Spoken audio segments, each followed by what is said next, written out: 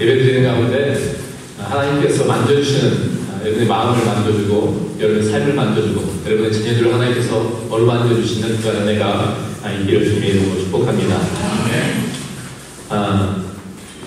제가 사실 지난 여름에 가을인가요? 9월인가 설교를 해보고 그 뒤로 한 2, 3개월 설교를 안 했습니다. 설교할 기회들은 많이 있었는데 사실은 거의 제가 외부 활동이라든가 교회 방문이라는 일체 하지 않고 가사 노동에 집중하다 보니까 요즘엔 웬만한 음식은 다 만듭니다. 요즘에 제가 잘 만드는 음식이 매운 돼지 갈비찜인데 굉장히 수준급의 그런 요리를 하고 있어요. 그리고 이제 요즘에 제가 개발하는 요리 가운데 한 가지는 닭다리에다가 닭다리 속을 이렇게 벌려가지고 그 안에다가 김치와 치즈와 양파와 다져가지고 집어넣어서 오븐에 구워내는 요리였습니다. 제가 개발했거든요. 반응이 굉장히 좋습니다. 장사해도 될 것 같은 느낌이신데 제가 집안에서 이렇게 아이들을 돌보고 아침에 일어나서 이렇게 음식을 준비하고 또 아이들 학교 보내고 빨래하고 청소하고 누가 보면 가정주부 같잖아요. 그래서 이렇게 한 1년 넘게 생활하다 보니까 참 집에서 이렇게 가사노동 하시는 이 사모님들의 이 노후와 이 은혜가 얼마나 귀한지 남자도 아멘 하는 거 봐요. 사실 해보니까 이 가사노동이 참 중노동이구나, 틈이 없구나, 어렵구나라는 생각을 갖게 됩니다. 우리가 흔히하는 이야기처럼 있을 때 잘해 이런 이야기를 하는데 옆에 분을 보시면서 우리 있을 때 서로 잘합시다. 아내가 있고 남편이 있으신 분들, 자녀가 있으신 분들, 부모님 있으신 분들은 그렇게 아니면 옆에 있는 자녀에서 우리 있을 때 서로 잘하십시다. 있을 때 잘하십시다.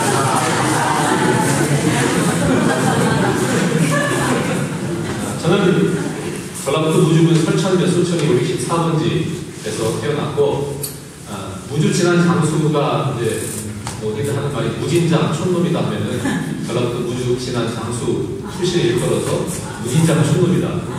1988년 올림픽 때 저희 집 앞에 신장로가 놓였습니다. 비포장이 있는데 아스팔트 길이 깔렸고 전기도 안 들어갔고 88년도에 그런데 89년도에 올림픽을 하면서 전기가 들어왔고 그랬던 적이 있어요.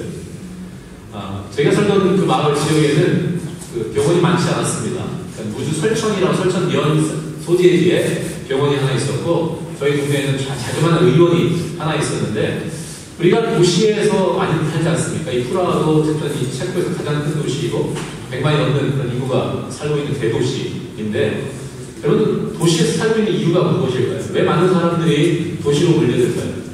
여러 가지 이유가 있을 거예요. 근데 가장 큰 이유는 슬로바키아 제가 살고 있는 질리라는 동네는 한 8만 정도 되는 작은 그런 시골 마을 같은 그런 도시입니다.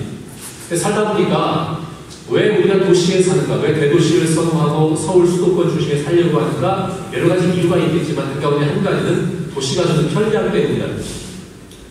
극장이 많이 있고요, 식당도 많이 있고요, 병원도 많이 있고요.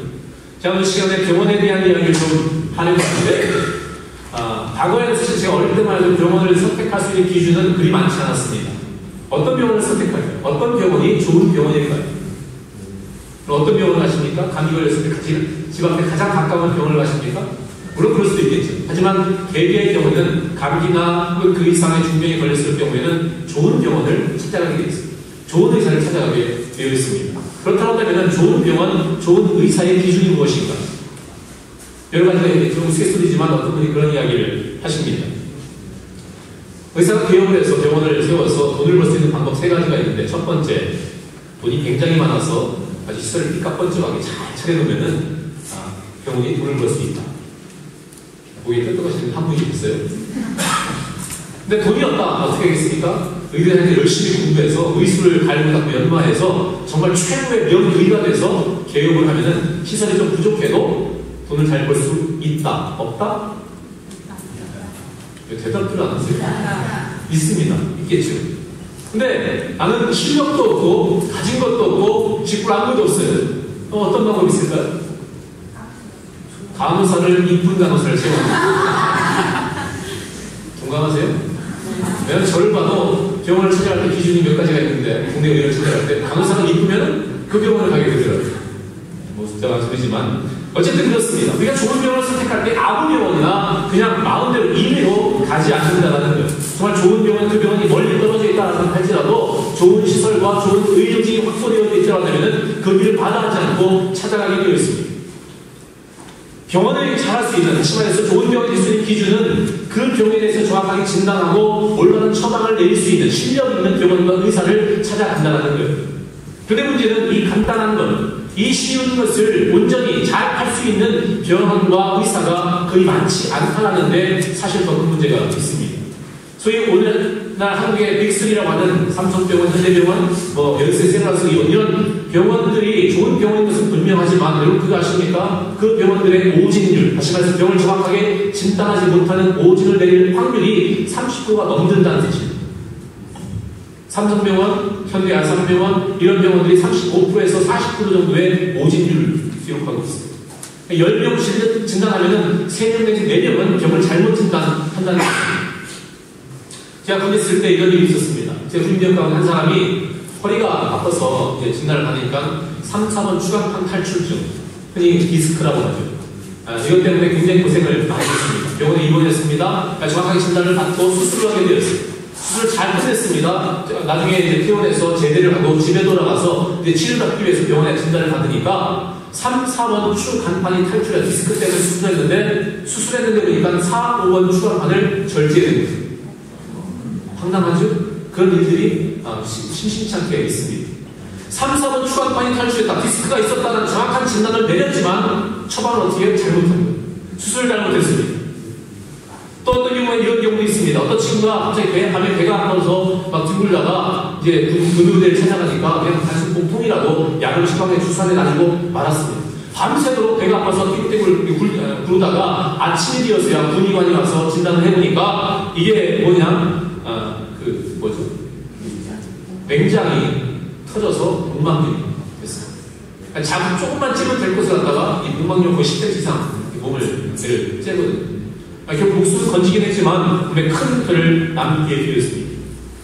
진단도 중요하고 처방도 중요하다는 우리가 진단, 정확하게 어떻게 진단하느냐가 어떻게 강조해도 지나치지 않는 것은 그만큼 진단이 중요하기 때문입니다. 병원에 있어서 진단을 치면 그 중에서 몇 번 강조한다 할지라도 결코 부족하지 않을 것입니다. 마찬가지로 오늘날 교회의 역할이 무엇인가? 오늘 말씀의 제목이 본질에 집중하다 교회의 본질에 대해서 말씀을 나누기 원하는데 그렇다고 하면 교회, 우리가 이 시간 예배드리는 이 교회, 수많은 교회들의 그 역할이 무엇인가? 저는 병원과 아주 흡사하다고 생각을 합니다. 병원이 육신의 질병을 치료하는 곳이라고 한다면 바로 교회는 사람의 영혼의 질병에 진단하고 치료하는 것이 교회다. 다시 말해서 정말 좋은 교회가 어떤 교회가 사람의 영적인 그런 삶의 문제와 그런 질병에 대해서 정확하게 진단하고 올바른 처방을 내리고 사람을 회복될 수 있도록 그에 도와주고 함께하는 곳이 바로 교회라는 거예요. 아멘. 그러니까 교회는요 환자들이 모이는 곳이에요.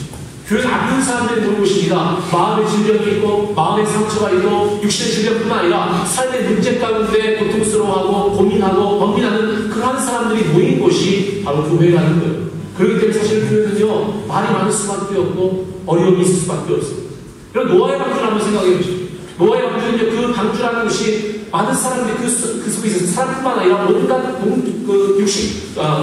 가축들이 그 안에 머물렀습니다. 코끼리 한번 똥을 싸면은 1kg 쌀까요? 굉장히 많은 양을 쌉니다. 근데 그 똥을 어떻게 쓸까요? 수시식이었을까요?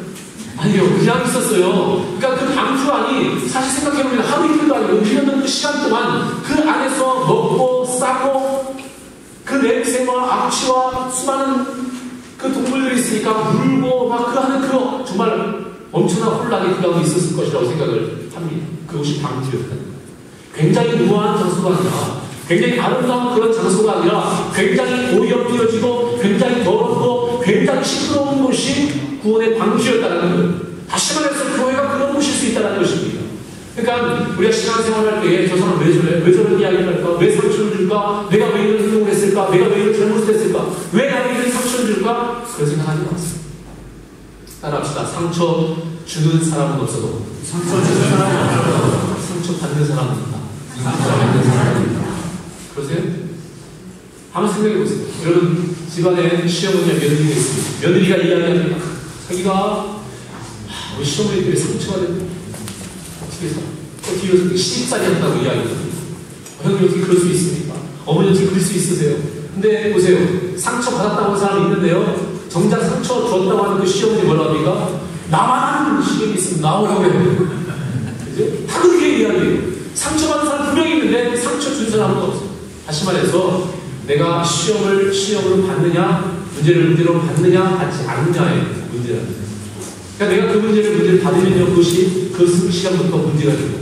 어떤 삶의 상황에 어려운 문제 앞에 봉착했을 때에 그 문제를, 그 시험을, 시험이다, 어려움이다, 내가 난관이다 라고 생각하는 그 순간에 그것이 시험이 되어지고 그것이 어려움이 되어진다.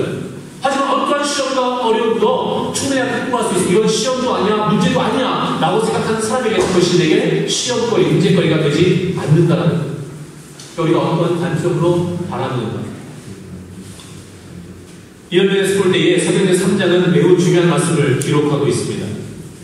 오늘 이 사건이 교회가 이 땅 가운데 세워지고 난 다음에 가장 먼저 일어나는 기적 사건이라는 거예요. 수많은 기적이 있습니다. 병을 고치고 죽은 사람 일으켜 세우고 수많은 기적 사건들이 있는데 왜 하나님께서는 교회를 이 땅에 만드시고 이 나는 태어나면서부터 안진뱅이 된 사람을 일으켜 세우셨을까? 왜 안진뱅이 일어난 사건을 사도행전 3장에 가장 먼저 교회가 세워지고 난 이후에 이 사건을 우리에게 주셨을까? 우연이었을까? 아닙니다. 수많은 기적들 가운데 이 사건을 뽑아서 우리에게 주신 것은 분명한 하나님의 뜻이 있다는 거예요. 따라합시다. 교회는 세상을 치료하는 곳이다. 교회는요, 세상을 치료하는 곳입니다. 병든 사람들을 치료하고 진료 가운데 혹은 마음의 고통 가운데 있는 삶 가운데 정말 감당할 수 없는 시련과 고통과 그 어려움 가운데 있는 사람들을 치료해주는 곳이 교회라는 거예요. 그것이 바로 교회의 사명이라는 것입니다. 다시 말해 교회의 존재 목적 가운데 한 가지가 무엇이냐? 이 땅을 그리스도의 복음으로 공동 치료하는 공동체가 되어줘야 한다는 거예요. 여러분, 예수 믿는 목적이 무엇입니까? 내가 예수 믿음을 통해서 나와 관계하는 사람들이 그리스도의 말씀으로 거듭나고 그들을 치료받도록 하는 일이 우리의 존재 목적이다. 내가 왜 예수 믿습니까? 내가 왜 이 자리에 나와서 예배 드립니까? 왜 내가 하나님 믿습니까? 다른 일도 아니에요. 내가 예수 믿는 그 까닭에 나로 하여금 예수 믿게 하는 사람들이 더 늘어나게 하는 것, 바로 그것이 하나님께서 여러분이 이 땅 가운데 이 자리에 불러 세워주신 이유라는 것입니다. 따라합시다. 문제를 올바로 봐야 한다. 오늘 말씀을 통해서 교회의 존재 목적, 다시 말해 교회가 이 땅 가운데 세워진 우리가 마땅히 바라보아야 할 우리가 존재하는 목적이 무엇인가? 첫 번째 우리가 그 대답은 문제를 올바로 보아야 한다는 것입니다. 사자성어 가운데 우문우달이라는 말이 있습니다. 잘못된 질문은 잘못된 답을 낸다는 거죠. 질문이 어리석으면 올바른 답이 나올 수 없다는 말이에요. 다시 말해서 질문을 올바로 이해하지 못하면요, 올바른 대답이 나올 수 없습니다. 여기 등장하는 안진뱅이가 등장하는데 이 사람이 가진 문제가 두 가지가 있습니다. 첫 번째 어떤 문제입니까? 우리 2절 말씀을 같이 읽겠습니다. 아면서 시작.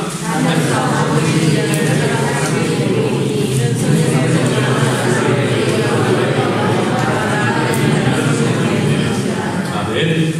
여기 보니까 나면서 안진뱅이 된 자라고 설명하고 있습니다. 그는 나면서 태어날 때부터 안진뱅이였습니다. 일어설 수 없는 사람이었습니다. 자신이 선택한 게 아닙니다. 병에 걸려서 그렇게 된 게 아닙니다. 자신의 의지와는 전혀 상관없는 일이었습니다. 그는 태어나면서부터 안진뱅이였습니다. 이 말이 가진 영적인 의미는 저와 여러분이 태어날 때부터 죄인이었다는 거예요. 내가 선택한 게 아닙니다. 내가 되고 싶은 게 아닙니다. 그냥 태어날 때부터 나는 죄인이었고 선택이나 사고나 실수에 의한 것이 아니라는 거예요. 성경은 말합니다. 우리가 죄를 지었기 때문에 죄인이 아니라 죄인이기 때문에 죄를 짓는다는 거예요. 당연하다는 것입니다. 사도 바울은 고백합니다. 오라 나는 곤고한 사람이로다. 내 마음에 두 마음이 있어. 나는 죄를 해오자 하는, 악을 해오자 하는 마음이요 선을 해오자 하는 두 가지 마음이 있다. 이 마음, 이 사랑의 몸에서 누가 나를 건져낼 것인가 라고 한탄합니다. 왜 우리가 죄를 짓습니까? 왜냐하면 저와 여러분이 죄인이기 때문에 죄를 짓는다. 태어나면서부터 죄의 모습으로 태어났기 때문에 이 안진뱅이는 나면서부터 그렇게 태어났다는 것입니다. 두 번째 이 안진뱅이의 문제는 자신의 문제를 스스로 해결할 능력이 있었다 없었다? 없었다는 거예요. 사람마다 습관이 있는데 저도 좋은 습관이 있고 안 좋은 습관이 있습니다. 그래서 안 좋은 습관은 매년 신년이 되면은 한번 고쳐봐야지 작심합니다. 근데 어떻게 되죠? 3일 되죠. 뭐 저만 그런 것처럼 반응하시는 분이 있어요. 여러분들 나는 한 번 딱 마음을 정하면은 다 이룹니다? 아니 그런 거 같지 않아요. 저희 경우만 보더라도 연초에 정말 작심해보지만 며칠 지나지 않았어. 많이 가도 몇 주, 한 달 지나지 않아서 스스로 포기하게 된 경우를 참 많이 경험하게 됩니다. 그래서 저는 이 학생 속으로 생각합니다. 아, 역시 나는 양주제불능이야. 근데 정말 문제가 무엇인지 아십니까? 많은 사람들도 참 실수를 하거나 죄를 범하거나 넘어지는 경우에 그럴 줄 알았어. 네가 그래봤자 네가 뭐 할 수 있는 게 있어? 근데 되게 경우 많은 사람들이 시간이 흘러가면서 어떤 생각을 갖습니까? 야, 나만 그러네? 나만 그랬니? 나만 실수해? 너는 하지 않니? 예전에 전두환 노태우 대통령이 1,000억이라는 돈을 껴먹었지 않습니까? 노태우 보니까 91%를 갚았어요. 대단한 사람들. 노태우 전두환 대통령이 어떻습니까? 통장에 13만 얼마밖에 없다고 하면서 한 푼도 갖고 있지 않아요. 그래서 어떤 도둑이 돈을 훔쳤는데 100만 훔쳤다가 잡혔습니다. 그때 경찰서에 항변하는 것이 야! 7천억 껴먹는 놈도 멀쩡한데 100만 껴먹는 게 뭔 죄냐? 맞는 말이에요. 정말 틀린 말이에요. 잘못된 말이죠. 비교해서 상대적으로 이렇게 이야기를 하는 겁니다. 심각한 문제는요. 내 삶 가운데 문제가 있음에도 잘못 이어진 것을 알게도 불구하고 시간이 가면 갈수록 그 죄에 대해서 그 삶의 문제에 대해서 무감각해지고 나만 그런 것이 아니라 저 사람도 그렇고 이 사람도 그렇고 모두가 다 그런 거야. 그냥 그렇게 살아가는 거야. 어쩔 수 없어. 흡사히 본문에 등장 안진뱅이처럼 내가 안진뱅이 된 것은 내 실수나 내 잘못이 아니라 태어날 때부터 어쩔 수 없는 거니까 내 잘못 아니야 라고 생각하는 것과 같이 그냥 다시 말해 극기하는 그 문제를 보는 것이 아니라 비정상으로 보는 것이 아니라 정상으로 인식하고 받아들인다는 겁니다. 오늘의 이 본문의 안진뱅이가 그랬습니다. 심각한 문제는 이사의 마음 가운데 비정상이 정상으로 받아들여지고 있었다는 겁니다. 그러고 나서 어떻습니까? 그는 그 문제를 문제로 심각하게 받아들인 것이 아니라 그 문제를 다 잊어버리고 다른 데에 집중합니다. 그게 뭐예요? 먹고 산다. 다시 말해 내가 하고 싶은 내가 지금 당장 직면에 있는 내가 생각하기에 가장 중요한 일. 그래서 성전 미문에서 날마다 구원했다고 이야기합니다. 사람들이 출입하는 그 미문, 성전 미문이라는 곳은 수많은 사람들이 왕래했던 그런 곳입니다. 이스라엘 유대인 백성들은 하루에 3번 성전을 향해서 기도했는데 특별히 예루살렘에 살고 있었던 그 당시에 예루살렘 인구가 10만이 좀 넘었다고 하는데 적어도 성인 남자의 비율이 한 3만, 거의 4만 됐다고 칩시다. 그렇다면 그 3, 4만의 사람들이 매일같이 3번 기도할 때 반드시 한 번은 성전에 올라가서 기도했어야 됐어요. 그러니까 성전 미문을 드나는 사람이 몇 명 있었다? 유대인과 적어도 3, 4만 명 있었을 것이라는 거예요. 근데 저는 저만 그런 생각하는지 모르겠지만 사람이 예배 드리고 할 때 오늘 아침에 나올 때에 아주 음란한 혹은 아주 온유한 혹은 못된 마음을 오늘 아침에 그만 뚫게 해야지 그런 못된 마음을 가지고 이 자리에 나오셔도 안 하셨거든요.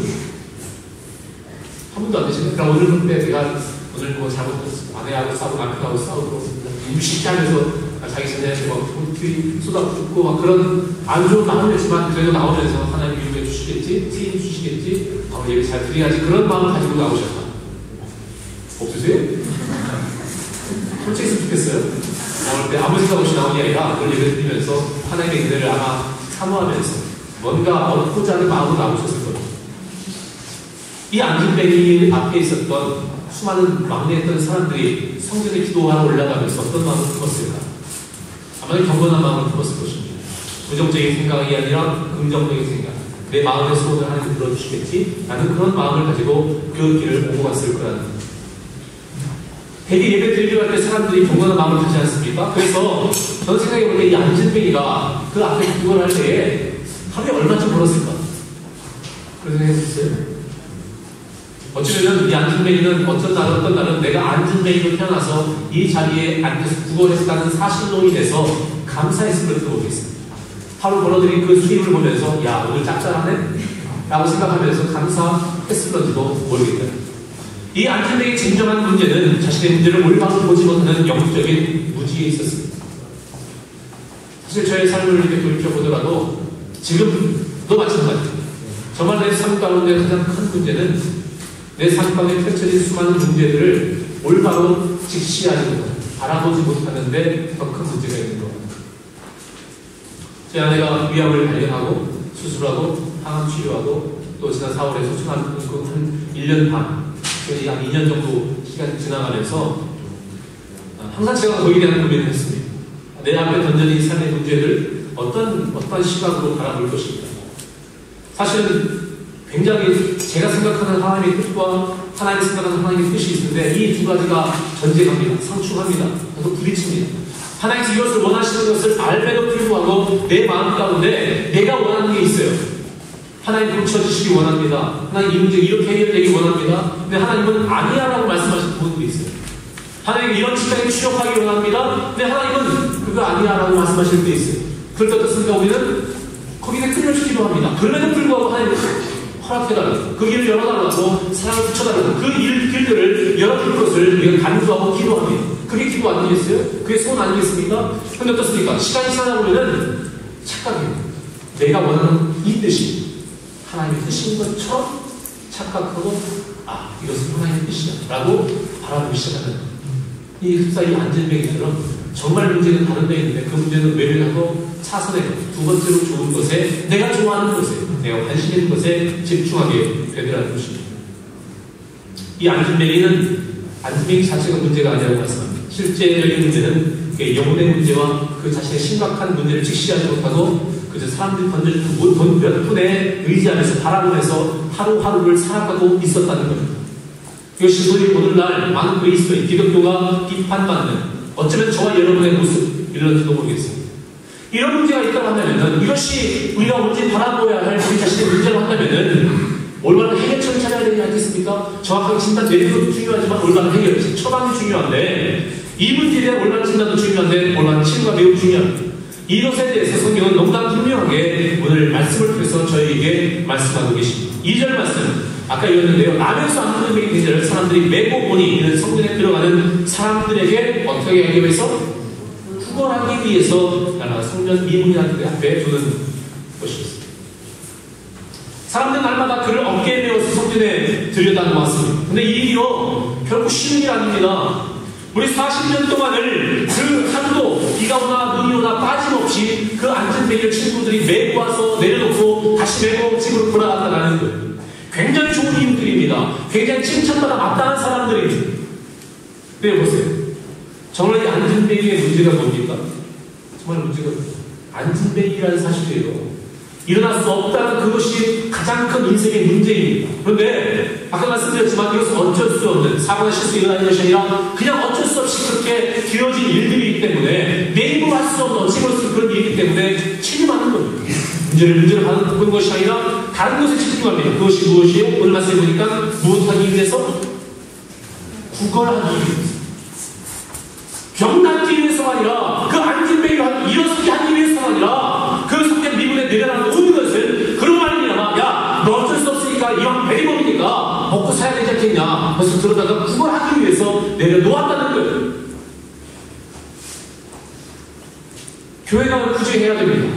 아멘. 교회가 교육에도 관여해야 됩니다. 학교를 세워야 됩니다. 하지만 교회는요 교육단체가 아닙니다. 교회가 구제해야 되지만 결코 교회는 구호단체나 구제단체는 아니라는 거예요. 교회가 병을 고쳐야 됩니다. 하지만 교회가 의료단체는 병원은 더더욱 아닙니다.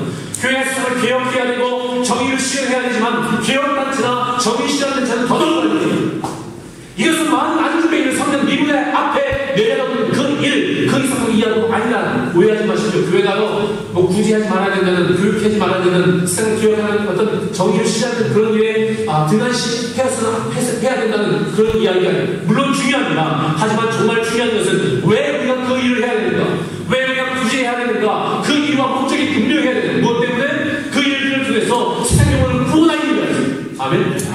모두 그 일에 우리를 부르시셨다는 거예요. 그런데 그 일에 집중하는 것이 아니라 그 일 단순히 구제하고 단순히 선교하고 단순히 교육하고 단순히 이 땅 가운데 그냥 그렇게 어떤 정의를 실현하는 그런 단체에 머문들어가면은 이 성전 미문에 그 사람을 들여다놓고 칭찬받는 그 일 이상도 이하도 아니라는, 세상으로부터 칭찬을 받겠죠. 참 교회가 좋은 일을 한다라고 그렇게 이야기를 들을 것입니다. 하지만 정작 하나님께서 이 땅 가운데 교회를 세우신 그 부름의 목적과는 전혀 상관없는, 다시 말해서 너는 악하고 게으른 종이라고 하는 그런 하나님의 책망 가운데 결코 우리는 자유로울 수가 없을 거라는, 교회는 결국 이것을 위해서 부름받지 않았습니다. 그럼 명심하십시오. 내가 직업을 갖고, 내가 사업을 갖고, 내가 학교에서 공부하고, 내가 가정주부로서 우리 이 땅 가운데 살아가는, 그리스도를 살아가는 한 가지 유일한 목적은, 무슨 일을 하건 그 일이 성스러운 것은, 그것이 성직인 것은 그 일을 통해서 하나님께서 영광 받으시기를 원하신다. 아멘. 예를 집에서 설거지하는 그 일을 통해서 하나님 영광 받기를 원하시고, 내가 학교에서 공부를 잘한다고 하는 그 일을 통해서 하나님은 영광 받으시기를 원하신다는, 아니 내가 이 땅에 살아있는 그 존재 이유 자체만으로도 하나님 나를 통해서 영광 받으시기를 원하신다는 것입니다. 근데 내가 살아서 호흡하는 그 모습을 통해서도 하나님께서는 저 사람은 예수 믿는 사람, 저 사람의 말을 볼 때에, 저 행동거지를 볼 때에 저 사람 정말 하나님 믿는 사람이야 라고 인정받기를 원하신다는 거예요. 예전에 제가 사업을 했던 적이 있습니다. 마드리 부탁금 아세요? 잘 모르시네요. 옛날에 그래도 3위 중견업체였는데 지금 요즘에는 그 뭐예요? 삼성에서 한 그 식물나라? 95년에 처음 얼핏에 나왔는데 굉장히 처음에 무섭거든요. 슈퍼 판매한다 해가지고. 근데 그게 아주 빅히트를 쳤죠. 그 당시 상식과는 전혀 어떻게 보면 그 생각의 틀을 뛰어넘는 마케팅이었기 때문에 그 전혀 먹히지 않을 거라고 생각했는데 그게 먹혔어요. 망했거든요. 다른 사람들이. 그 중에 하나는 저고. 근데 어쨌든 장사를 하면서 제 한 가지 원칙이 있었어요. 뭐냐면은 이 일을 통해서, 사업을 통해서 하나님 영광 받으셔야만 한다는 거예요. 뭐 이렇게 본사하고 상대하고 그 주변 이렇게 업체들 상대하면서 사실은 굉장한 유혹들도 많이 있고요. 특히 세금 문제에 정직하지 못한 때가 참 많이 있었는데 굉장히 지키려고 노력해서, 물론 저도 온전히 못했습니다. 솔직히 말씀드리면 온전하게 하지 못했는데 주변에 정말 잘하시는 분들이 있어요. 근데 그런 분들을 보면은 참 그분들을 보면서 참 존경스럽다 생각하지 않고 현실과 지금 어쩔 수 없지 않습니까? 한국의 사업 채권은 모르겠습니다. 선박도 모르겠습니다. 어쨌든 한국의 그런 사업 현실이 정말 이렇게 탈세하지 않고, 얼마 전에 강호동이 탈세 혐의로 사실요 그거 걸고 넘어지면은 자영업자 가운데 넘어지지 않은 한 사람도 없습니다. 다 영수증처리 그렇게 다 하거든요. 저도 그렇게 했고. 근데 하나님께서 그렇게 하기를 원하시지 않는다라는 거예요. 비록 세상이 그렇게 간다 할지라도 너희는 하나님의 사랑 앞에 정직할 것을 요구하십니다. 이것이 가능한가? 예, 가능합니다. 왜요? 성경이 말씀하고 있어요. 사도 바울이 그런 고백을 합니다. 내가 그리스도를 본받은 것처럼 너희는 나를 본받아. 제 안에 최근에 굉장히 큰 비움이 있어요. 사람들에 대한 원망이 있습니다. 사역을 정리하고 지난 2년을 돌아가면서 나와 함께 같은 사역자나 혹은 주변 동료들, 그런 사람들을 통해서 수없는 그런 말과 이야기와 소문과 그런 말들을 들으면서 제 마음이 상처가 되어지고 고통이 되어지고 정말 저로 하여금 깊은 수렁 가운데 이렇게 저를 이렇게 몰아넣어버리는, 과연 내가 회복할 수 있을까라는 그런 의구심이 들 만큼 굉장히 힘든 시간들을 보내고 있습니다. 그러면 제 마음 가운데 미움이 있고 내가 정말 한번 이것을 가지고 한번 들이받아볼까? 그런 생각도 있습니다. 근데 제 안에는 늘 싸우는 거예요. 하나님께서는 그렇게 하기 원치 않으시고, 근데 제 마음 가운데 제 안에 있는 내 스스로의 의로서는 누구라도 지금 이 상황에서는 들이받고 정말 할 것이다. 누구도 여기에 대해서 잘못했다고 이야기하지 않을 것이다 하는 두 가지 마음이 있습니다. 이 두 가지를 싸우는 거예요. 근데 저는 항상 기도합니다. 내가 내 뜻으로 하는 것이 아니라 하나님의 뜻대로 살기 원합니다. 하나님의 뜻에 귀 기울이기를 원합니다. 근데 아까 제가 말씀드린 것처럼 내가 원하는 뜻, 이렇게 하기 원하는데 하나님 이렇게 하기 원치 않습니다. 그런데 이 두 가지 때문에 늘 고민하거든요. 두 가지를 싸우거든요. 기도제 못해요. 여기서 내가 극복해 나가기 원하고 이길 수 있기 원합니다. 바울이 고백합니다. 내가 그리스도를 본받은 것처럼 너희는 나를 본받아. 여러분 자녀를 향해서 또 아내를 향해서 남편을 향해서 여보, 얘들아, 내가 그리스도를 본받은 것처럼 너희는 나를 본받아라 라고 자신있게 이야기할 수 있는 분이 여러분 가운데 얼마나 있을지 모르겠습니다. 만약에 내가 그렇게 고백할 수가 없다라고 하면 회개입니다. 하나님 그 기준을 주셨습니다. 바울이 그렇게 왜 살았습니까? 여러분 짧은 간증이지만 오늘 말씀이 좀 길어질 수도 있는데 여러분 마음에 상한 마음 품지 마시고 말씀에 집중하시면서 오늘 저를 통해서 하나님께서 무슨 말씀을 하기 원하시는가, 어떤 말씀 듣기를 원하시는가에 집중하실 수 있길 바랍니다. 저희 아이가 솔직하게 한 달, 두 달 전에는 거의 고정을 못했습니다. 1월 7일에 송기사 모임 지난 봄에 할 때 저희 아내를 이렇게 인터뷰했던 내용을 이렇게 잠깐, 그때는 인종을 얼마 남겨놓지 않은 그런 시간이기 때문에 굉장히 이렇게 몸무게 20kg대로 빠졌었고요. 평소에 45kg 정도 됐었는데 한 25kg, 거의 50%. 몸무게가 자기 평균 몸무게 40%가 빠지면요, 생명의 위험이, 그러니까 살 수가 없는 상황까지 되는 건데 거의 50%가 빠져 25kg 정도까지 그러니까 빠졌으니까, 그러니까 거의 이렇게 일어설 수 없고 움직일 수 없는. 근데 참 감사했던 것은 말이 안 했지만 이렇게 아무 이나 통증이 거의 없었다라는 거. 그건 참 너무나 감사했고, 하나님 참 지켜주셨구나, 붙잡아 주셨구나. 마지막에 저하고 같이 이야기도 많이 했고 시간을 꽤 보냈는데 한 달 반 전인가 저희 그런 이야기를 했습니다. 여보, 거실 한편에 어떤 키노님 할아버지가 서 있는데 눈을 떠도 보이고 가마도 보인다는 거예요. 저는 태어나서부터 일할 때까지 불교권에서 절을 다녔던 사람입니다. 그냥 이야기 처음 예수를 믿었기 때문에 지금도 뭐 참불가, 삼기라든가 이런 참불가 있거든요. 들으면 지금도 마음이 굉장히 편안해요. 이상하게 보지 마세요. 지금도 이렇게 참불가 들으면 굉장히 마음이 편안히 오고, 오히려 어떤 때 찬송가 듣는 것보다 그거 듣는 게 굉장히 마음이 편안해질 때가 있어요. 왜냐면은 제가 그런 문화에 성장했기 때문에. 그러니까 어릴 때 교육이 굉장히 중요한 거예요. 그러니까 제가 그런 교육을 받았을 때 저희 안에 그 말을 할 때 굉장히 기분 나빴어요. 무엇을 생각했을까요? 예? 저승사자 생각했겠죠. 굉장히 기분 나빠서 그런 말 하지 말라고 끊었었는데, 나중에 장례를 치르고 나서 이제 쭉 지난 시간들을 돌이켜볼 때에 가만히 생각해보니까 흰옷 입은 웬 할아버지라고 했거든요. 근데 보통 저승사자는 우리 고정관념관이 뭐예요? 검은 옷에 가쓰고 그죠? 이런 생각을 하는데 흰옷 입은 할아버지, 하나님께서 왜 우리를 수원을 보내셨을까? 왜 원천 교회를 통해서, 그리고 또 중앙교 초등학교를 통해서 우리로 하여금 수원에 몸을 하시고 하셨을까를 참 굉장히 신기했거든요. 되어지는 과정들이. 근데 지금 생각해보니까 하나님 이미 저희 양의 임종을 준비하셨어요. 참 한국 우리가 들어갈 때부터. 그런 가운데 다른 사람은 사실 죽어 천국 가는 사람이야 그것처럼 행복한 일이 어디 있겠습니까? 저희 아내가 임종하는 그 순간 아침에도 새벽까지 제가 빨리 주물러주고, 저도 굉장히 힘들었거든요. 왜냐면 2달 가까운 시간, 그전부터 마찬가지지만 제가 거의 정말 똥을 다 받아내고, 이제 제가 다 이렇게 해주고 음식 다 했으니까, 저도 하루에 1시간, 2시간 잘까 말까 그렇게 막 한 달, 2달을 보냈기 때문에 저는 정신적으로 버티고 있는 상황이었고, 이제 마지막에 그 임종하는 순간에 저희 아내가 아침에 새벽까지 이야기하다가 잠깐 제가 잠이 들었어요. 일어났는데 이제 의식이 좀 이렇게 오락가락하는 그 상황이 됐어요. 근데 그때 아내가 굉장히 호흡을 하려고 힘을 많이 썼어요. 애를 썼어요. 근데 마지막 순간에 입을 딱 다물더라고요. 입을 꽉 다무는 거예요. 그러면서 씨 웃는 거예요. 그래서 저를 보는데 미치겠다. 사람 지금 이게 뭐야 이게. 그렇게 살려고 했었고, 본인도 일어서야 되겠다고 전날 아침까지 새벽까지 제가 했던 죽도 먹고 물도 마시고 힘을 내려고 그렇게 했던, 이 굉장히 초록초록했어요.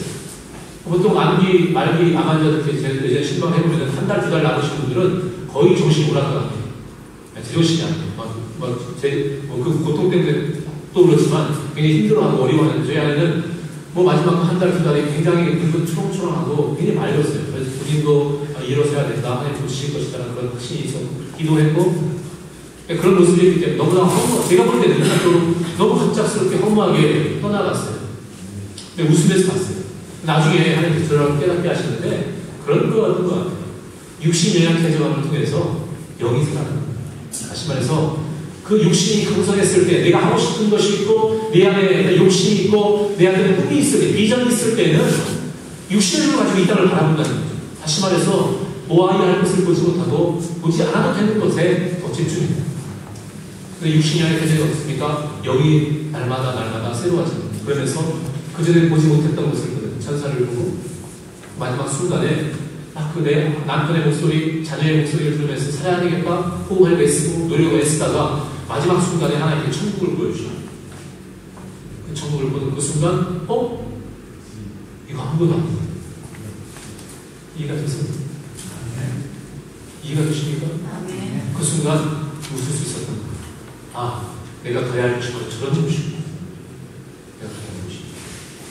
사도 바울은 그 천국을 구하는 천국 꼭대기까지 가서 구석구석을 보고, 아, 내가 가야 할 곳이 그 부름의 상이 하나님께 나를 왜 부르셨는가, 나를 왜 이국 가운데 세우셨는가에 대한 분명한 확신이 있고 그것을 보고 달려갔기 때문에 산 가운데 사실의 강한 매를, 하나님의 강한 그 매를 수번 받으면서 그 고통과 그 상처와 그 아픔과 그 생명의 위험 가운데 있으면서도 나의 달려갈 길과 주 예수 받은 사명, 그 사명을 감당하기까지 내 생명을 조금 더 귀한 것으로 여기지 않는다 라고 이야기하면서 내가 그리스도를 본다는 것은 너희로 나를 본다라고 이야기했던 것은 그 천국을 소유했기 때문에, 그 천국을 보았기 때문에 감당하는 그 고백할 수 있었던 거예요. 그런 삶을 살았기 때문에 그렇게 이야기하는 것입니다. 내가 그리 살았으니까 너희도 그리 살라는 것입니다. 예수님께서 그렇게 사셨으니까 수많은 고난과 고통 가운데 있었지만 할 말이 있었으면 그럼에도 불구하고 말없이 그 십자가를 치시고 그냥 돌아가신 그분의 모습, 그 삶을 너희가 보았기 때문에 너희도 그분을 본받으라는 거예요. 그게 사랑하는 것입니다. 내가 할 말이 있지만 입을 닫으라는 겁니다. 그렇게 사용을 하는 거예요. 억울하죠? 왜 할 말이 있겠습니까? 왜 내가 정말 어린숙하고 들이받고 싶은 마음이 있겠습니까? 인간의 세계에 있겠지요. 하지만 주님께서는 이야기합니다. 나도 그리스도라고 그것이 이기는 것이다. 이 땅을 우리가 극복할 수 있는 방법은 대적하고 물론 싸워야겠지만 싸우는 방법이 세상과 같지 않냐고 하나님의 방법으로 기도하고 무릎 꿇는 것이 가장 선한 일인 것을 바울을 통해서 수많은 성경의 위인들을 통해서 이 시간 우리에게 말씀하고 있다는, 그렇다고 하면은 이 성경은 허구가 아니고 거짓말이 아니고 뻥이 아니라고 하면은 마땅히 우리가 이 성경 말씀대로 살아야 하지 않겠습니까? 저희는 그렇게 살 수 있기를 바랍니다. 교회는요 바로 이 일을 위해서 부름받았습니다. 그렇다면 우리가 교회의 본질이 무엇인가, 우리의 삶 가운데 우리의 세상 문제를 올바로 발견하는 그 문제, 나의 삶의 문제를 발견하는 이후에 구원받은 저와 여러분 그리스도인으로 살아갈 때에 우리가 어떠한 데 관심을 갖고 집중해야 되는가, 오늘 본문 말씀에 베드로를 통해서 하나님 이렇게 말씀하고 있습니다. 첫 번째 따라합시다. 영적인 일에 관심을 갖자.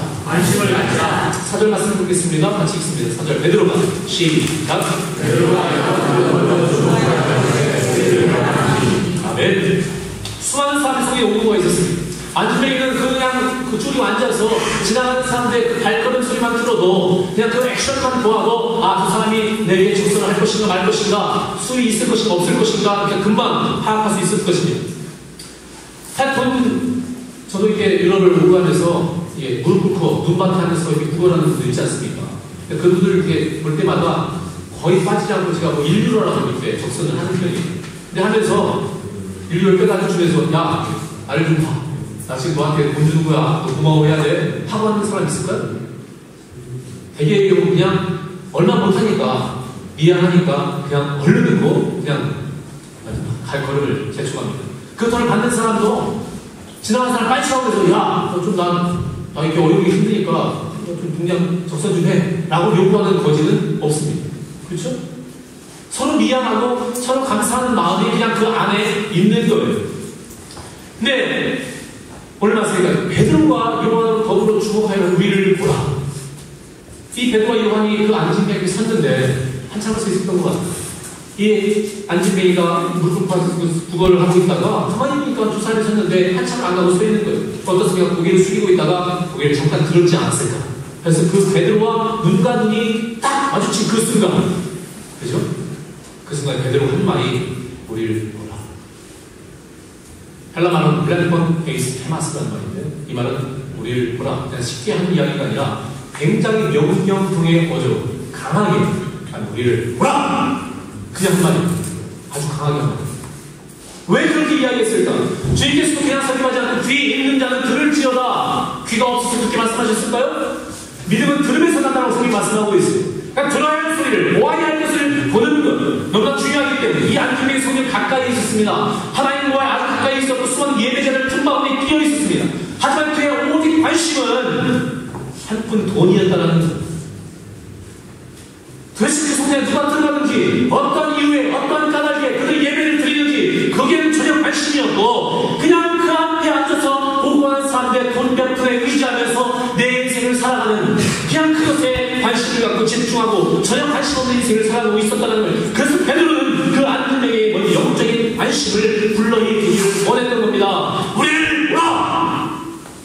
네가 지금 보고 있는 그 돈에 집중하지 말고, 그 직업에 집중하지 말고, 그 사업에 집중하지 말고, 내 자녀가 조금 더 나은 대학과 조금 더 나은 직장과 조금 더 나은 남편자리, 아내자리를 찾는 것에 집중하지 말고, 온전히 구해야 할 것, 온전히 집중해야 할 것을 바라볼 것을 말씀하고 있는데, 왜 보라? 무엇을 보라는 거야? 내게 있는 것은 없지만 내 안에 있는 것으로 내게 주기를 원하는 이것은 무엇입니까? 나사렛 예수 그리스도의 이름으로 일어나 봐라. 나는 능력이 없지만 내가 베드로 된 것은, 내가 바울에게 한 것은 바로 내 안에 계신 하나님의 능력 때문이다. 이 능력을 너희가 받기를 원한다. 내가 그리스도를 본다는 것처럼 너희도 그렇게 인생을 살아가기를 원한다는 거예요. 그래서 이 말을 하는 겁니다. 오늘 수많은 사람이 교회 안에 있습니다. 근데 여전히 문제를 해결받지 못하고 있습니다. 여러분, 단순히 교회, 당신이 여러분이 교회와 앉아있다라고 해서 내가 영적인 일에 관심이 있다라고 속지 마십시오. 생각하지 마십시오. 만세 성가대를 하고 교사를 하고 정말 집사한테 되어지고 모태신앙이나 영적인 일에 관심이 있을 것이라고 생각하지 마세요. 이 안전뱅이도 40년 동안 그 자리에 있었습니다. 그래서 그는 전혀 영적인 것을 관심하지 않아요. 전 참 이상한 생각이 들었어요. 뭐냐면은 안전뱅이가 40년 동안 그 성전 미문에 앞에 앉아있을 때 그 앞에 보고 갔던 사람 가운데 누가 있었을까? 예수님이 되었어요. 그죠? 그렇지 않겠어요? 예수님은 유대인이었습니다. 예루살렘을 수도 없이 방문했던 분이에요. 그러니까 예루살렘에 계실 때에는 분명히 성전 미문을 드나드셨을 거라는, 바로 예수님께서 이 안전뱅이를 보셨을 거예요. 저 사람의 삶의 문제가 영적인 일에 관심을 갖고 회복되어서 일어서는 것이 정말 축복이고 하나님의 뜻인 것을 분명히 예수님도 아셨을 텐데, 왜 예수님께서 이 사람을 당신이 고치지 않고 시간이 한참 지난 다음에 베드로를 통해서 고치셨을까? 왜 예수님께 고침받지 못했을까? 왜 예수님께 그 인생의 문제를 해결받지 못했을까? 이유는 간단했습니다. 뭐냐면 영적인 일에 관심이 없었기 때문이에요. 다른 말로 표현하자면 믿음이 없었기 때문이에요. 이게 굉장히 중요해요. 여러분, 하는 기도가, 내가 하는 기도가 왜 하나님께 연락이 되지 못하고 왜 응답되지 못하는가? 이유는 간단합니다. 믿음 없기 때문입니다. 다른 의미하지 마세요. 믿음이 없으니까 응답이 없어요. 왜일까요? 성경에 보니까 저 산을 들어서 저 바다에 던지우랴 하면 그대로 되리라. 뻥입니까? 그런 일이 실제로 있습니까? 있습니다. 왜 없어요? 왜? 믿음이 없으니까. 우리의 이 가치, 인식관념으로는 저 산을 명해서 저 바다에 던지지 마. 이거예요. 하나 예를 들까요? 제가 저희 부모님 구원의 문제로 20년 넘게 기도를 했습니다. 20년. 열려서 전 예수님 믿고 제가 거듭나고 난 이후에 20년 동안 빠지지 않는 기도의 제목은 저희 부모님의 구원 문제였습니다. 저희 가족이 구원받았습니다. 하필 37대 출국한 종손이에요. 제가 소문 중에 문중 장입니다. 사실 제가 한국을 떠나서 유럽에 나와 산다는 것은 집안 어른들이 볼 때는 이해 못할, 제가 나올 때도 저거 부모, 병든 부모 버리고 도망가는 놈이에요. 그런 놈이라고 제가 손가락질과 욕을 얻어먹었어요. 그런 상황이었기 때문에, 그런데 20년 동안 제가 기도하면서 제가 다른 문제가 아니라 저희 부모님 구원 문제만 놓고 20일 금식을 매일 했습니다. 한 해도 빠짐없이 한 번 이상 했어요. 여러분 20일 이상 금식해 보시고 20일 이상 한 번도 없어요? 굉장히 인생이 편하신가 봐요. 왜 문제가 없으신 것 같아요? 저는 매일 했어요. 최근에는 좀 잘못하고 있는데, 다른 문제가 아니라 저희 부모님의 구원 문제로 고등학교 3학년 때 청야를 수특했습니다. 고3 때, 고3 대학 입시를 앞두고 했고, 금요일은 매일 청야를 했어요. 교회에서. 성가대 교사도 했고, 주일학교 교사도 했고, 학생 임원도 했고, 주일학교 교사로 숨기기도 했고.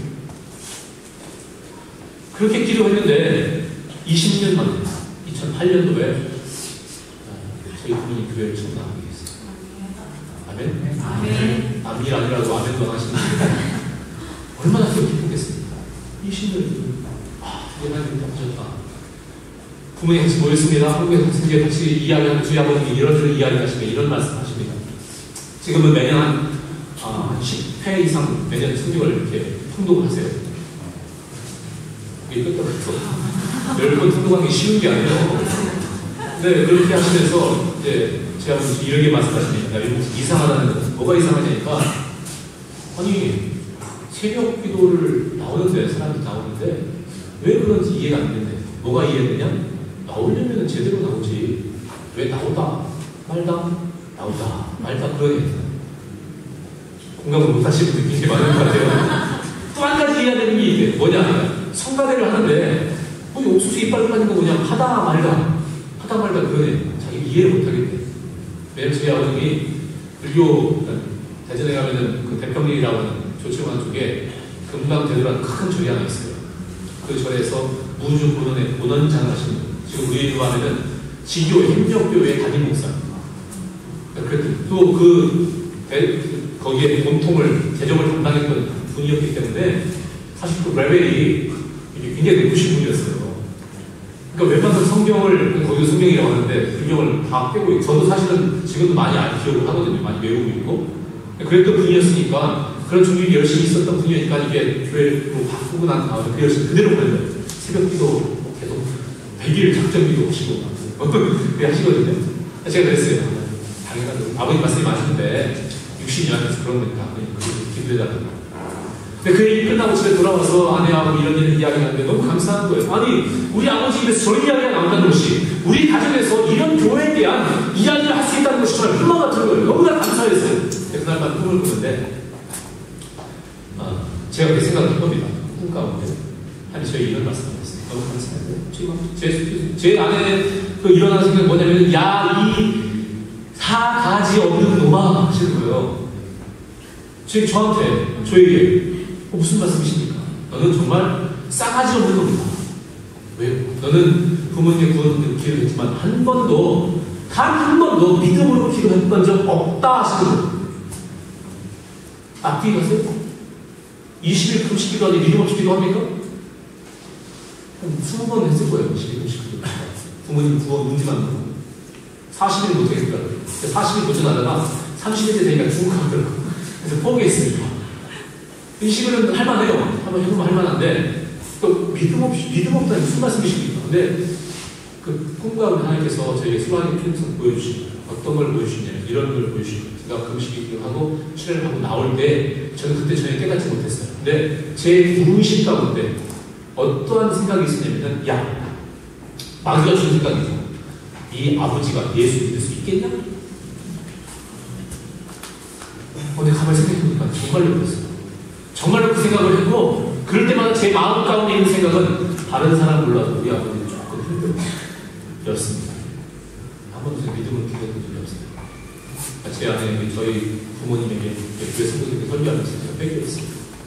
하나님께 회개하고, 내가 정말 믿음으로 기도했다고 한다면 우리 아버지가 20년 아니라 훨씬 젊었을 때 예수 믿고 구원하셨을 텐데, 젊었을 때에 더 열심히 교회를 섬기는 정말 충성스러운 그런 종이 되었을 텐데 라고 생각하면서 회개했습니다. 근데 왜 하나님께서는 그 믿음 없는 기도에도 응답하셨을까요? 여기에 키포인트가 있습니다. 왜 응답하셨을까요? 다른 이유가 없어요. 그분이 예수 믿고 구원받는 것이 하나님의 뜻이었기 때문에. 믿음 없는 기도를 할지라도 왜 하나님이 응답하시는가? 그것이 하나님의 뜻이라고 한다면은, 믿음 없이, 여러분, 요나가 니느웨 성에 가서 회개하라 열심히 했을까요? 하기 싫은 일을 하니까 아마 지나면서 회개하래 하나님이 회개하세요 그랬을 거예요. 아주 불성실하게 믿음 없이 그 마음 가운데 회개하라고 했으면 니들 회개하면 니들 다 저주받아야 돼, 다 죽어버려야 돼, 그런 믿음을 가지고 그렇게 며칠이 아니라 그냥 이렇게 중얼중얼 했을 겁니다. 그런데 그것이 하나님의 뜻이기 때문에, 니느웨에서 구원받는 하나님의 뜻이기 때문에, 그런 믿음 없는 그런 선포와 그런 기도 가운데도 하나님이 역사하신 겁니다.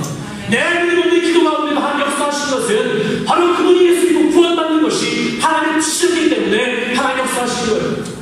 여러분의 기도가 하나님께 연락되어지기 위해서는 첫 번째 믿음으로 기도해야 됩니다. 근데 믿음 없는 기도에도 하나님 역사하시는가? 예, 그렇습니다. 왜요? 하나님의 뜻이라고 한다면, 그러니까 우리는 하나님의 뜻을 구해요. 내가 하는 지금 이 일이 하나님 원하시는 것인가? 그건 100% 하나님 역사하십니다. 잘 되게 하십니다. 축복하십니다. 그런데 왜 축복하지 않는가? 왜 풀리지 않는가? 왜 어려움이 있는가? 내가 하는 사업 가운데, 그 직장 생활 생활 가운데 과연 내가 하나님의 음성에 집중하면서 하나님의 뜻대로 하고 있는가를 돌아보아야 돼요. 그래서 하나님의 음성에 귀 기울여야 됩니다. 내가 들어야 할 것을 집중해야 됩니다. 가야 할 길을 가면 나아가야 합니다. 그래야만 하나님 기뻐하시는 길을 살아가는 수 있는 거예요. 교회 부흥도 마찬가지, 개인의 신앙의 부흥도 마찬가지입니다. 우리가 먼저 집중해야 될 집중, 관심을 가져야 할 일에 영적인 일에 관심을 갖고 두 번째 해야 할 일은요, 성령의 충만함을 기도해야 됩니다. 성령의 은혜를 경험해야 됩니다. 교회 부흥이라는 개인의 신앙의 부흥도 마찬가지. 제가 섬겼던 교회가, 처음 나갔던 교회가 중문신례교회, 얘는 국대는 교회라고 했는데, 여러분 잘 아시는 장경동 목사님 신고하신 교회. 그 교회에서 천막교회 때부터 교회를 섬겼고 한 10년 넘게 사역을 하다가 돌아왔는데, 그 교회가 처음에 20, 30년 전에 작은 교회였습니다. 근데 막 교회가 부흥하기 시작하는데 갑자기 사람들이 몰려오기 시작하는 거예요. 그때 많은 사람들이 이야기합니다. 야, 옛날에 좋았어. 20, 30년 모일 때, 30, 40년 모일 때가 좋았다는 거예요. 왜? 그때는 예배 드리고 은혜 받는 사람이 야간을 쏟게 하면 앞으로 활용 맞으면서 짜장면 창피를 먹는 거예요. 그러니까 그때가 좋았다 이거는 그냥 훨씬 더 긍정적이고 훨씬 더 재밌었다는 겁니다. 근데 거짓말이죠. 왜? 정말로 그때가 좋았다고 하면은 사람들이 올 때 별거 없어. 오지 마. 그래야 되는 거 아니에요? 아닙니까? 정말로 옛날에 20, 30년 모일 때 좋았다면 지금 1000년 모이기 좋지 않다고 하면 사람들이 올 때 오지 말라고 막아야 되는 거예요. 별거 없다고, 은혜 없다고 이야기되는 거. 근데 사람들 데려오더라는 거예요. 왜? 그 자리에서 내가 은혜를 경험했기 때문에, 말씀을 통해서 내가 회복되었기 때문에, 예배를 통해서 내 인생의 문제가 풀려지고 하나님의 은혜를 경험했기 때문에, 와 보라, 내가 경험한 예수님을, 내가 경험한 이 자리에 너희들 와서 그 은혜를 경험하고 그 은혜를 체험하라는 거예요. 그래서 전반. 그러니까요, 여러분의 삶 가운데 은혜가 있으면요, 사람이 붙게 돼 있어요. 그게 유일한 해결책입니다. 내가 그 길이여 진리여 생명이니 나로 말미암아 풀 판고 아버지 집에 갈 자가 없다. 인생의 유일한 문제 해결의 열쇠는 다른 데 있지 않고 오직 예수 그리스도. 예수가 나의 힘. 아멘. 다른 것 집중하지 마시고, 여러분 유학생활 하면서 해외생활 힘들죠. 저 7년 8년을 외국에 살았으니까 얼마만큼 이 해외생활이 외롭고 힘들다는 것을 압니다. 힘들지만 힘을 내시기 바랍니다. 왜? 주님께서 우리의 힘이 되시기 때문에. 마지막으로 기도하십시다. 아멘. 1절 말씀에 제9시 기도 시간에 베드로와 요한이 성전에 올라갔어요. 제9시는 지금 오후 3시 예수님께서 십자가에 못 박혀 죽으셨던 그 시간입니다. 왜 베드로와 요한이 그 시간에 성전에 올라갔습니까? 저는 생각하기에 예수 못 박히신 그 시간에 성전에 올라가서 하나님 나의 죄를 용서하시고 내가 다시는 예수를 모른다고 부인하는 그런 저주받은 인생 내가 살아가지 아니하니 부끄럽지 않은 인생을 살아가야 다짐하면서 아마도 그 시간에 올라가서 기도하지 않았겠는가. 그러니까 주님의 교제하면서 예수 충만했을 것입니다. 왜 기도해야 됩니까? 아까 말씀드렸지만 믿음 없는 기도 가운데 역사하셨던 그 하나님. 여러분 믿음으로 기도할 때, 믿음으로 기도할 때 하나님은 역사하십니다.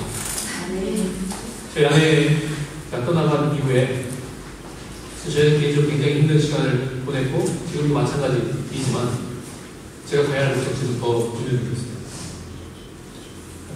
저희 아내가 저희 자녀들에게 준 가장 큰 믿음의 신앙의 유산이라고 하는 것은 저희 아내가 마지막 순간 그 천국을 바라보아갖고 소망했다. 그래서 웃으면서 이 땅을 떠나갈 수 있었다. 많은 사람들은 36살 젊은 나이에 이 땅을 떠난 것을 안타까워하고 참 불쌍하다고 이런 이야기를 하지만 아니요. 무슨 인간을 볼 때 그런 것이지 하나님께서 보실 때는 착하고 충성된 자와 너희가 맡겨진 데 충성하였습니다. 악하고 게으른 적이 뭘까요? 이를 등한시하는 사람이요? 아니요. 하나님께서 보실 때에 내가 최선을 다해서라도 저는 목회자니까 교회가 1000명, 10,000명 큰 교회를 이루었다 할지라도 하나님의 뜻대로 살지 않았다고 하면은 악하고 게으른 종이라고 주님 말씀입니다.